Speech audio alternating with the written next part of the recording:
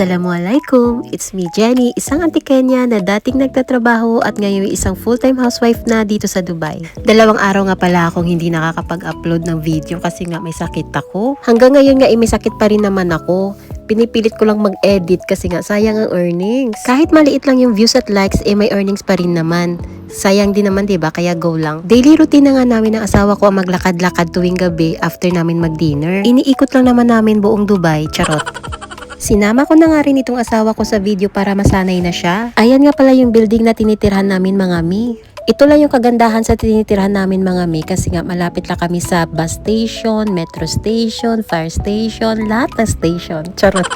Habang naglalakad nga pala kami dyan, nabanggit ng asawa ko na meron silang sales manager na Pinay. Tapos sinabi niya doon sa Pinay na yung asawa daw niya is Pinay din.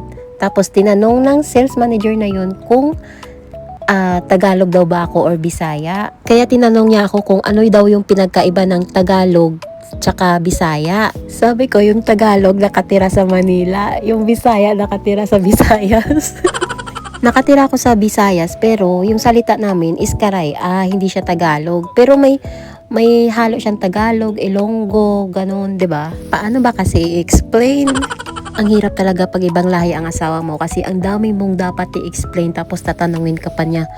Bakit parehas kayong Pinoy pero iba-iba yung mga salita nyo, ganun. Sinasabi ko na lang sa kanya na katulad sa inyo, Pakistan, 'di ba sa Pakistan merong Punjab, Patan, ano pa yan? Yung iba? Parang ganun ba? Natatawa pa nga ako pag nag-explain ako sa kanya kasi nga siya, 'di ba, fluent siya sa English tapos yung English ko yes or no.